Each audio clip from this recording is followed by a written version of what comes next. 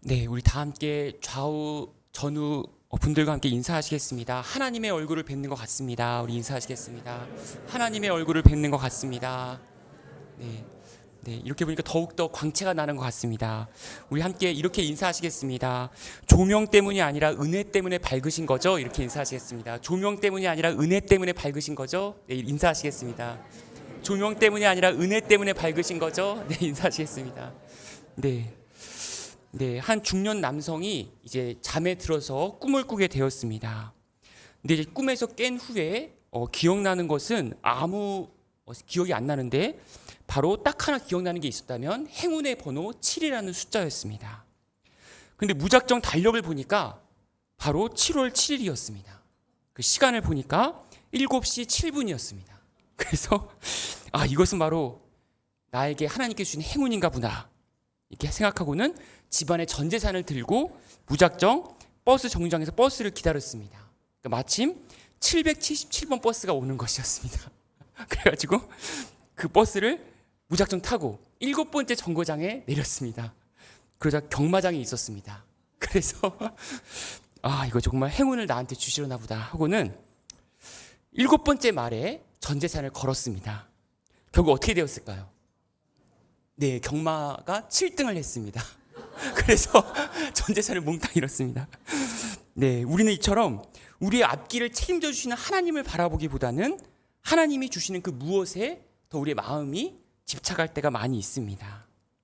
오늘 본문 시편 제가 80편 말씀을 보면 지금까지 하나님을 바라보기보다는 하나님이 주시는 그 무엇에 집착한 나머지 거기에 그 마음을 두었던, 그래서 멸망할 수밖에 없는 이스라엘 공동체에 대해서 그 아삽이라는 그 기자는 애통하는 마음으로 기록하고 있습니다.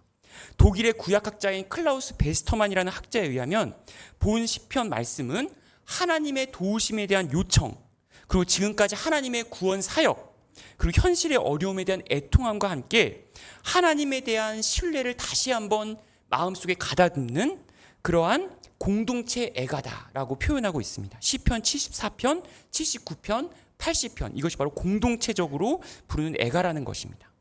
특별히 그루 위에 계신 주님과 만군의 여호와, 그리고 빛을 비춘다는 표현, 그 의미, 모든 것은 바로 군사 용어입니다. 군사적인 차원을 가진다는 점에서 이 현실적인 위기 속에서 우리 사람의 힘으로 할 수 없는 그 하나님의 도우심을 간절히 구하고 있는 것입니다. 이 과정에서 본문이 속한 시편 80편은 아삽이 지은 시인데 이것은 그 초점이 북왕국 이스라엘이 주전 722년에 멸망당하기 직전의 시간에 맞추어져 있습니다. 그래서 아삽 기자는 나라를 잃게 되는 슬픔을 간절히 너무나 애통하는 마음으로 그저 왕국 사이의 갈등에 대해서 표현하는 것이 아니라 오직 믿음으로 인한 그 신앙의 회복에만 관심을 가지고 이 시편을 통해서 하나님께 기도를 드리고 있는 것입니다.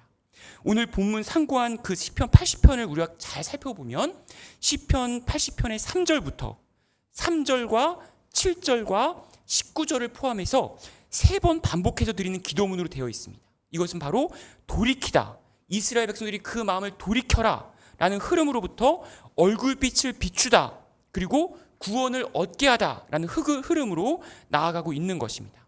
근데 그 기도의 대상은 바로 하나님, 3절에서 하나님, 7절에서는 만군의 하나님, 그리고 19절에서는 만군의 하나님 여호와라 해서 그 하나님이 바로 그 주인이라는 것을 강조하고 있는 것입니다. 그래서 우리의 삶 역시 2025년 한 해를 정리하고 앞으로 다가올 2026년 새해를 바라보면서 진정으로 우리가 하나님의 얼굴을 구하고 있는지, 그리고 하나님이 주시는 그 무엇에 더 관심이 있는지 우리 스스로의 신앙을 점검하는 여러분이 될 수 있기를 간절히 소망합니다. 아멘.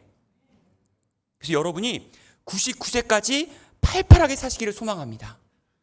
하시는 일마다, 건드리는 사업마다 대박 터지시기를 기도합니다. 아멘. 네. 자녀들이 교육 문제, 취직 문제, 결혼 문제로 속썩이지 않고 꼬인 실타래가 술술 풀려서 마음이 뻥 뚫려지기를 소원합니다. 아멘. 네, 아멘. 네, 아멘 소리가 점점 작아지는 것 같은데. 근데 문제는 우리가 이렇게 소원이 이루어져서 푸른 초장과 쉴만한 물가로 도달한다면 과연 세상 걱정이 완전히 없어질까요? 그렇지가 아는 것입니다. 그렇게 광야에서 속썩이던 이스라엘 백성들이 젖과 꿀이 흐르는 가나안 땅에 도달한다고 해서 해피엔딩으로 끝났을까요? 그렇지가 않았던 것입니다. 해피엔딩으로 끝나기보다는 브레이크 없는 우상 숭배의 길로 치닫게 되었던 것입니다. 성경에서 처음부터 끝까지 강조하고 있는 지점은 복을 받느냐 안 받느냐가 중요한 것이 아닙니다. 그것이 아니라 우리 스스로 세상에서 복으로 살아가고 있는 것인가, 복의 근원이 된 것인가, 복의 근원으로 우리의 삶을 살아내고 있는 것인가, 하나님의 얼굴빛을 투명하게 전달하고 있는 것인가, 그것이 바로 핵심적인 문제라는 것입니다. 앞서 우리가 7번 말에 전 재산을 걸어서 7등했던 그 중년 남성분과 같이 우리가 복을 추구한다고 해서 복이 오는 것이 아니라는 점입니다. 복을 주시는 분을 바라보고 오히려 그분의 말씀대로 살아갈 때에 복은 자연스럽게 따라오게 되는 것입니다. 그 예로서 저도 저의 동기 목사님으로부터 들은 비유를 설명해 드리고자 합니다. 여러분 한번 엄지손가락을 들어보시기 바랍니다. 엄지손가락. 네, 엄지손가락을 바라보면 그 앞에 있는 사람의 얼굴이 보일까요? 안 보일까요? 그 앞에 있는 사람의 머리가 보일까요? 안 보일까요? 엄지손가락만 딱 바라보면 안 보이죠, 그렇죠? 엄지손가락에만 집중하면 그 앞에 있는 얼굴이, 머리가 보이지가 않는 것입니다. 바꿔 말하면 여러분이 엄지손가락을 든 채로 앞에 있는 사람의 머리를 바라보게 되면 엄지손가락이 보일까요? 안 보일까요? 안 보이죠, 그렇죠? 안 보이게 되는 것입니다. 이것처럼 중요한 건 뭐냐면 성경에서 유혹, 시험, 이것을 등장하는 눈의 정욕이라는 것은 두 곳을 응시한다라는 의미를 가지고 있습니다. 두 곳을 응시하면 한 곳에 집중하기가 힘든 것입니다.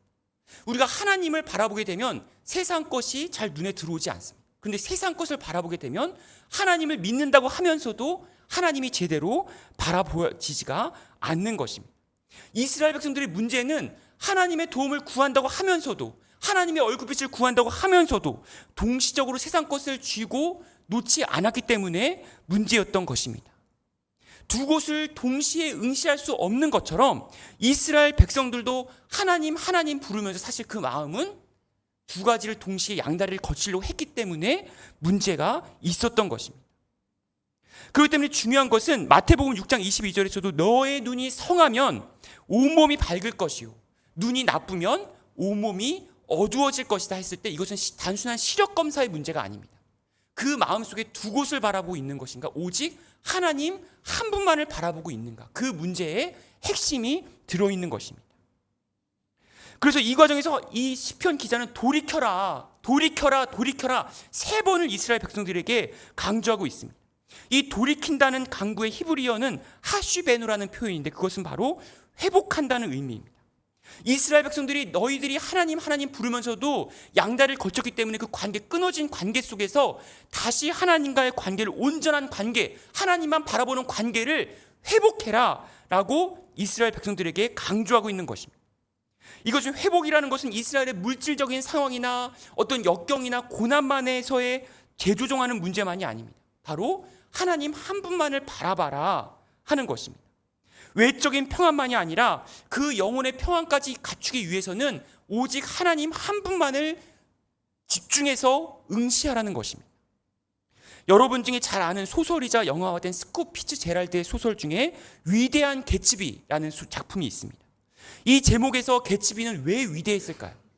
위대한 개츠비의 제목이 왜 개츠비가 위대할까요? 네, 가난한 출신이었던 개츠비가 자신이 사랑한 데이지와 함께하는 더 나은 삶에 대한 꿈을 한 번도 내려놓지 않습니다. 그런데 그 사랑을 성취하기 위해서 어떻게 하나요? 방법이 불법 밀주 매매업과 채권 사기를 통해서 경제적인 부를 축적해가지고 이제 데이지한테 아주 거창한 부자로 데이지에게 다가가는 것을 알 수가 있습니다. 하지만 이것은 이 과정 가운데 그 마음속에 데이지를 사랑하는 마음은 물론 훌륭했지만 그 사랑을 이루는 과정에서 세상 것을 이용해서 하나님의 사랑, 그 하나님께서 주셨던 그 거룩한 하나님의 형상대로의 그 사랑이 아니라 세상적인 그 경제적인 부를 축적하기 위한 세상적인 방법을 이용했기 때문에 실패할 수밖에 없었던 위대함이었던 것입니다. 그래서 영화를 보시면, 소설을 보시면 아시겠지만 그 위대함을 잘 표현한 장치가 바로 녹색 빛입니다. 데이지의 집에 있는 그 만의 반대편에서 개츠비는 데이지가 그리울 때마다 녹색빛이 나는 그 기다란 램프를 바라보곤 했습니다. 데이지를 사랑하는 그 마음이 데이지를 만난 이후에도 결코 만족할 수 없었다는 점에서 그 녹색빛은 결코 채우지 못하는 공허함이자 개츠비 스스로 점점 파멸하게 하는 독의 성분을 가지고 있는 것입니다. 여러분, 오징어 배에서 오징어를 잡기 위해서 그 밝은 빛을 사용하지 않습니다. 그래서 그 빛이 좋다고 오징어가 막 모여들지만 사실은 그 오징어에 그 가까이 가보면 오징어를 죽고 죽이는 그 살육의 현장을 우리는 알 수가 있는 것입니다. 세상 빛은 그렇습니다. 하나님의 얼굴빛이 아닌 세상 빛은 거친 광명처럼 빛나고 반짝이고 아름다워 보일지 모르지만 가까이 가보면 살육과 이기심과 양육강식의 세계가 펼쳐져 있는 것입니다. 이처럼 인류를 만족할 수 없는 공허함으로 이끄는 세상의 빛과 대조적으로 본문 서두에서는 하나님의 보좌가 위치한 그룹이 등장하고 있습니다. 출애굽기 25장에서 지성소 안에 있는 언약궤의 뚜껑인 속죄소 위에 날개를 펼친 모양의 이 그룹이라는 형태는 그룹 위에 앉으신 만군의 여호와를 통해서 하나님께서 이스라엘을 구원하시는 분이자 자신의 날개끈을 아래 보호하시는 분이라는 것을 명확하게 우리에게 말씀해주고 있는 것입니다. 그래서 세상의 빛이 겉으로는 번지를 하지만 그 속을 가까이 가보면 양육가의 세계가 펼쳐 있는 그런 빛이 아니라 우리를 끝까지 보호하시고 우리를 구원하시는 그 하나님의 빛을 바라보는 여러분이 될 수 있기를 간절히 소망합니다. 아멘. 네.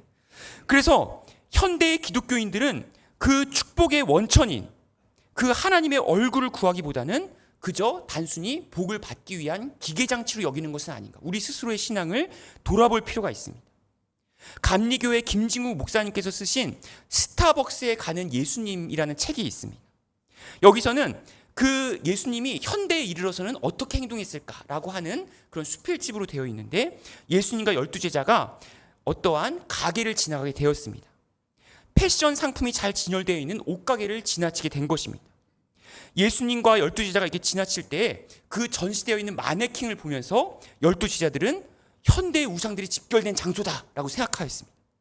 상체 없이 밑단이 땅바닥까지 끌리는 청바지를 입고 엉덩이를 내미는 그 하체만의 마네킹, 머리와 팔과 다리가 잘려나간 속옷만 입은 마네킹, 그것들을 보면서 로마 제국의 우상들을 떠올리게 되었던 것입니다. 이러한 문제를 바라본 제자들은 마치 장발의 맨발 그리고 누더기 수준의 의상으로 우르르 한꺼번에 옷가게 안으로 들어와서 여직원을 몹시 당황스럽게 하였습니다. 그래서 여성 직원에게 아가씨는 이것을 믿습니까? 라고 베드로가 물어보았습니다. 그 여직원이 깜짝 놀라면서 어머, 그 옷은 믿을만해요. 그 옷은 유명 브랜드니까요. 이렇게 말하는 것입니다. 그러자 모든 제자들은 현대 우상의 이름이 바로 브랜드라고 생각하게 되었습니다. 그래서 갑자기 불같은 성격의 베드로가 단검을 꺼내가지고 그 마네킹의 팔을 내려치게 되었습니다. 네. 그러자 갑자기 여직원이 비명을 지르고 예수님께서 가게 안으로 들어오셔서 그 마네킹의 팔을 다시 붙여주었습니다. 붙여주면서 베드로에게 무슨 일이냐라고 물었습니다. 베드로가 자신 있게 제가 브랜드를 물리쳤습니다. 이렇게 말했습니다. 그래서 예수님께서는 내가 예전에도 말했지만 칼을 쓰는 자는 칼로 망하게 된다. 내가 원하면 천군 천사 12군단도 부를 수 있다. 이것은 우상이 아니라 마네킹이라는 것이다. 지금 우리가 발을 딛고 있는 현대 사회는 이곳에서의 우상은 눈에 보이지 않고 손에 잡히지도 않고 우리 자신의 생각과 마음 속에 있는 것이다 라고 말씀하셨다고 합니다. 이처럼 특정한 우상의 형태가 아니더라도 우리의 마음 속에서는 늘 항상 성탄절에 예수 그리스도를 기다리는 우리의 마음 속에서는 사탄의 세 가지 시험이 계속 머물러 있습니다. 돌을 떡으로 바뀌게 하는 물질의 시험과 성전 꼭대기에서 뛰어내리라고 하는 명예의 시험과 사탄 자신에게 엎드려가는 권력의 시험이 있습니다. 그런데 이것은 마치 현대의 소비사회 속에서 예수님 주식회사와 같이 예수님이라는 브랜드화로 상품화하여 소원을 성취하는 도구로 우리를 예수님을 받아들이고 있는 것은 아닌지 우리 스스로의 마음을 돌아볼 필요가 있는 것입니다. 이 본문 말씀과 굉장히 연결되어 있는 말씀이 바로 민수기 6장 27절에 있는 말씀인데 우리가 민수기 6장 24절에서 26절의 말씀을 같이 한번 찾아보도록 하겠습니다. 민수기가 어디 있냐면 바로 앞부분에 있습니다. 네. 민수기 6장 24절에서 26절까지의 말씀입니다. 네, 우리 같이 한 목소리로 봉독하도록 하겠습니다. 네, 민수기 6장 구약 성경 187면에 있습니다. 구약 성경 187면 민수기 6장 24절에서 26절 같이 한 목소리를 봉독하겠습니다. 시작. 주님께서 당신들에게 복을 주시고 당신들을 지켜주시며 주님께서 당신들을 밝은 얼굴로 대하시고 당신들에게 은혜를 베푸시며 주님께서 당신들을 고이 보시어서 당신들에게 평화를 주시기를 빕니다. 아멘. 여기서의 중요한 강조점은 복을 주시는 분이 바로 하나님이시다라는 것을 끝까지 강조하고 있습니다. 처음부터 끝까지 하나님께서 복 주실 것을 계획하시고 실제로 하나님의 얼굴빛을 비추어 주셔서 복을 베풀어 주신다는 것입니다. 그래서 중요한 건 모든 축복의 대상이 단수로 사용되었습니다. 복수가 아니라 단수인데 이것은 하나님께 전체적으로 복을 주신과 동시에 우리 한 사람 한 사람에게 개별적으로 우리 한 영혼 한 영혼의 독특함과 그 개성을 존중해 주시면서 복을 주신다는 의미인 것입니다. 그런데 중요한 것은 그렇게 많은 사람들이 복을 받기를 원하지만 그 하나님의 얼굴빛이 주는 축복을 깨닫지 못하기 때문에 영적으로 침체하는 그러한 사태에 겪기도 합니다. 이것을 바로 싱크홀 증후군이다 라고 말합니다. 외향적으로는 전혀 이상이 없어 보이는데 삶 전체가 온통 끝없이 심연으로 빠져 들어가는 것 같은 붕괴 직전에 영적인 위기를 맞이하고 있는 영혼들도 있는 것입니다. 고든 맥도날드 목사님에 의하면 이러한 영적인 싱크홀 상태를 제대로 진단하지 못했을 때 그것은 바로 세상의 성공의 가치에 의해 자신을 평가하는 마치 황금 세상에 갇혀있는 새와 같다라고 현대인들을 비판하고 있는 것입니다. 그러한 상태에 있는 사람들의 공통점은 오직 성취함을 통해서만 만족을 얻고 절제되지 않은 팽창욕에 사로잡히게 되고 강한 경쟁심을 가지고 있다라고 말하고 있습니다. 그래서 공통점은 결국은 전인적인 인격의 성장에 관심이 없다는 점에 있습니다.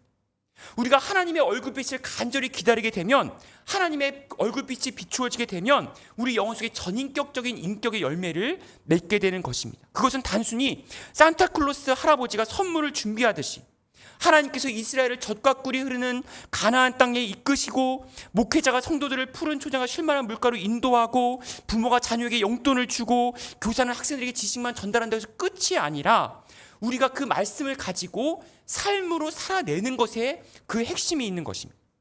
중요한 건 성경을 몇독하고 성경을 전체적으로 다 파악하고 이성적으로 성경을 다 깨닫는 것이 중요한 것이 아니라 그 한 구절 한 구절이라도 우리의 삶 속에서 어떻게 살아내는 것인가, 그것이 중요하다는 것을 우리 본문 말씀 우리에게 강조하고 있는 것입니다. 본문 3절에서는 하나님이여 우리를 회복시켜 주십시오, 돌이켜 주십시오라는 표현이 3번 등장하고 있습니다. 여기서 중요한 것은 우리가 포로된 상태에서 터널이 아니라 동굴과 같은 상태에서 회복하라는 것이 아니라 우리를 돌이켜달라고 간절히 기도하고 있습니다. 우리의 상황이 바뀌어짐으로 인해서가 아니라 우리의 성품이 바뀌어짐으로 인해서 진정한 문제가 해결되기 때문입니다. 이러한 변화는 우리의 힘으로서가 아니라 오직 하나님의 은혜를 통해서만 가능한 것입니다. 이처럼 우리가 고통 속에서도 하나님의 얼굴빛은 끊임없이 우리를 향해서 끊임없이 얼굴빛을 비추어주고 계신다는 것을 우리는 다음 예화를 통해서 알 수가 있습니다. 여러분, 지구촌교회 이동원 목사님이라고 알고 계실 것입니다. 이동원 목사님의 둘째 아들은 미국에서 이제 철학을 공부한 후에 한동대 법률대학원에 수석으로 졸업하고 국제 변호사로 일하는 그런 아드님이 있습니다. 그런데 이 아드님이 42살이라는 나이에 갑작스럽게 대장암 4기 판정을 받게 됩니다. 그래서 이동원 목사님께서는 그 아들의 건강을 위해 계속 기도하였습니다. 기도 중에 그럼에도 불구하고 만약 하나님께서 자기 아들을 먼저 부르신다면 자신의 아들은 과연 영적으로 준비가 되어 있을까라고 해서 전화로 물어보았습니다. 아들아, 혹시라도 하나님께서 너를 부르신다면 준비가 되어 있느냐라고 물어보았습니다. 그러자 아들은 이렇게 말하는 것입니다. 저는 지금 매 순간 주님의 얼굴만을 바라보고 있습니다. 주님의 얼굴만 바라보니까 지금까지 그 어떠한 세상적인 성공이나 안정이 주지 못한 평안함과 자유함을 누리고 있습니다 라고 말하고는 2개월 이후에 42살의 나이로 하나님 나라의 부르심을 받게 되었습니다. 우리는 분명히 목사님과 같이 하나님의 얼굴빛이 없는 것처럼 눈물의 그 터널 가운데, 눈물의 동굴 가운데 있을 순간이 있을 수 있습니다. 하지만 이러한 형태는 단순히 물질이나 건강이나 권력과 같이 세상적인 무엇으로 해결할 수가 없습니다. 막혀있는 동굴 같은 고통 속에서 함께 하시는 예수 그리스도라는 터널을 통해서 비추시는 하나님의 얼굴빛을 통해서만 해결될 수가 있는 것입니다. 이처럼 하나님께서는 그분의 얼굴빛을 비추어 주셔서 쓰라리고 고통스러운 환경 속에서 남모르게 눈물의 빵을 먹고 있는 교인들의 삶을 기어이 변화시켜 줄 줄로 믿습니다. 그러면 동물 같은 삶 속에서 우리를 위해 이 땅에 오신 예수 그리스도를 통하여 터널을 뚫고 계시는 하나님께서 그분의 얼굴빛을 비추어 주실 것입니다. 이와 같이 하나님의 얼굴빛을 통해 전인적인 인격의 열매를 맺기를 소망하시는 말씀을 가지고 우리 다 함께 침묵으로 기도하도록 하겠습니다.